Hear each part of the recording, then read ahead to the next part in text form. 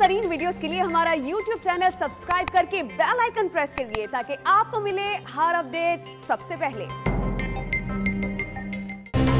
अस्सलाम वालेकुम, आप देख रहे हैं डॉन न्यूज और मैं हूं तलहा आलमगीर। हेडलाइंस आपने जानी। अहम अपडेट है, न्यू कराची में रेंजर्स ने कार्रवाई के दौरान बंद गोदाम से बड़ी तादाद में असलहा और एमिनेशन बरामद कर लिया है। रेंजर्स के मुताबिक असलहा और एमिनेशन MKM लंदन के दहशतगर्दों ने कराची ऑपरेशन के दौरान छुपाया था।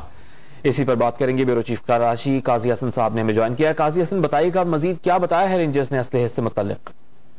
जी बिल्कुल, ये पाकिस्तान रेंजर्स के तर्जुमान के जारी करदा प्रेस रिलीज के मुताबिक जो न्यू कराची के इलाके में खुफिया इत्तला पे एक बंद गोदाम में छापा मार के रेंजर ने बड़ी तादाद में असला और एमिनेशन बरामद किया है। और तर्जुमान का कहना है कि ये असला MKM लंदन के दहशतगर्दों ने कराची ऑपरेशन के दौरान छुपाया था और मुस्तकबिल में दहशतगर्दी की कार्रवाइयों में इस्तेमाल किया जा सकता था।